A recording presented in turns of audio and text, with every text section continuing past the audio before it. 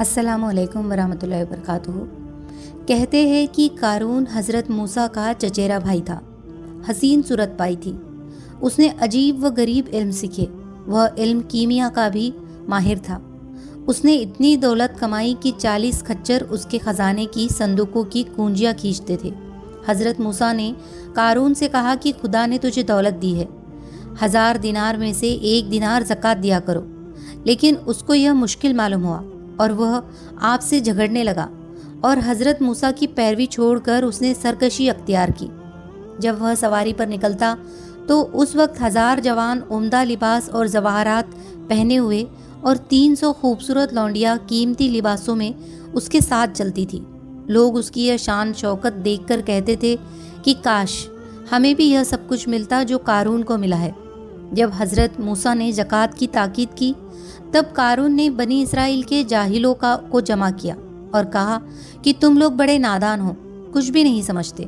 تم لوگ موسیٰ کی تابعداری کرتے اور اس کا حکم مانتے ہو۔ اب وہ چاہتا ہے کہ زکوٰۃ کے بہانے سے تمہارے مال پر بھی قبضہ کر لے اور تم کو کنگال کر کے چھوڑے۔ تم ہو کہ چپ بیٹھے ہو، جواب نہیں دیتے۔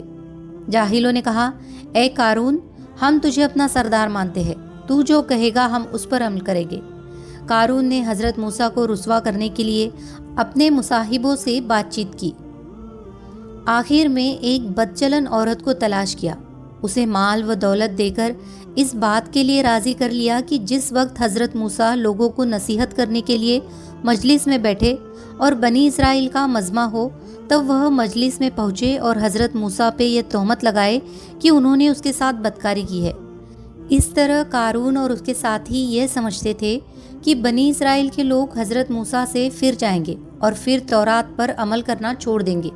اس طرح زکوٰۃ خیرات میں مال خرچ کرنے کا سوال ہی پیدا نہ ہوگا۔ کہتے ہیں کہ حضرت موسیٰ ہفتے میں ایک بار مجلس میں وعظ کیا کرتے تھے۔ ایک دن جب وہ مجلس میں وعظ کے لیے تشریف لائے اور لوگ وعظ سننے کے لیے جمع ہوئے تو قارون بھی اپنے منصوبوں کے مطابق نہایت شان و شوکت کے ساتھ مجلس میں پہنچا اور حضرت موسیٰ کے مقابلے میں بیٹھ کر ہنسی مسکری کرنے لگا۔ وہ بدچلن عورت بھی آئی اور مجلس کے ایک گوشے میں بیٹھ گئی۔ جب مجلس گرم ہوئی اور حضرت موسیٰ کے سائن میں علم اور معرفت کے دریا جوش مارنے لگے تب وہ عورت اٹھی اور چاہا کہ قارون کی سیکھ کے مطابق وہ حضرت موسیٰ پر تہمت لگائے اور حضرت موسیٰ کے کردار کو داغدار کرے۔ لیکن خدا نے جو دلوں کا پھیرنے والا ہے اس کی زبان کو پھیر دیا اور وہ بلند آواز سے بولی، اے بنی اسرائیل، قارون حضرت موسیٰ کا دشمن ہے۔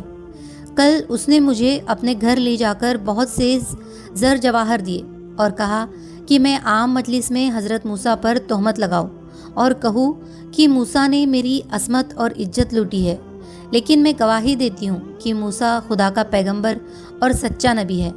میں برائیوں سے توبہ کرتی ہوں اور کہتی ہوں کہ اشہد ان لا الہ الا اللہ و اشہد ان موسیٰ کلیم اللہ۔ میں گواہی دیتی ہوں کہ اللہ کے سوا کوئی خدا نہیں اور گواہی دیتی ہوں میں کہ موسیٰ خدا کے کلیم ہے۔ بنی اسرائیل یہ سن کر حیران ہوئے اور قارون کو ملامت کرنا شروع کیا۔ حضرت موسیٰ کا غصہ بھڑکا اور وہ اسی وقت ممبر سے اترے اور زمین پر سر رکھا۔ خدا سے کہا، خدایا، تیرے دشمن نے مجھے تکلیف دینے کا ارادہ کیا اور چاہا کہ مجھے بدنام کرے۔ اگر میں تیرا رسول ہوں تو اس پر اپنا غضب نازل کر۔ اچانک حضرت جبریل آئے اور فرمایا، اے موسیٰ، سر اٹھاؤ، اللہ تعالیٰ نے تمہاری دعا سن لی اور زمین کو تمہارے قبضے میں کیا، جیسا چاہو کرو۔ حضرت موسیٰ نے اپنا سر اٹھایا اور فرمایا، اے بنی اسرائیل، جیسے خدا تعالیٰ نے فرعون پر مجھے غالب کیا اسی طرح اب مجھ کو قارون پر بھیجا ہے۔ جو کوئی اس کا ساتھی ہو وہ اس کے ساتھ رہے اور جو کوئی میرا فرمانبردار ہو وہ اس سے دور ہو جائے۔ یہ سن کر بنی اسرائیل نے قارون سے کنارہ کیا اور اس کے بیزار ہوئے۔ صرف 2 آدمی جو بڑے مصاحب تھے اس کے ساتھ رہے۔ پھر موسیٰ نے فرمایا، اے زمین، اس کو لے لے۔ زمین نے قارون کو ٹخنوں تک پکڑ لیا۔ وہ ہنس کر بولا، اے موسیٰ، یہ کیا جادو ہے؟ پھر دوسری بار حضرت موسیٰ نے زمین کو حکم دیا تو وہ گھٹنوں تک زمین میں دھس گیا۔ اب وہ لگا چیخنے چلانے اور عزیزی کرنے، لیکن اب کیا ہوتا ہے؟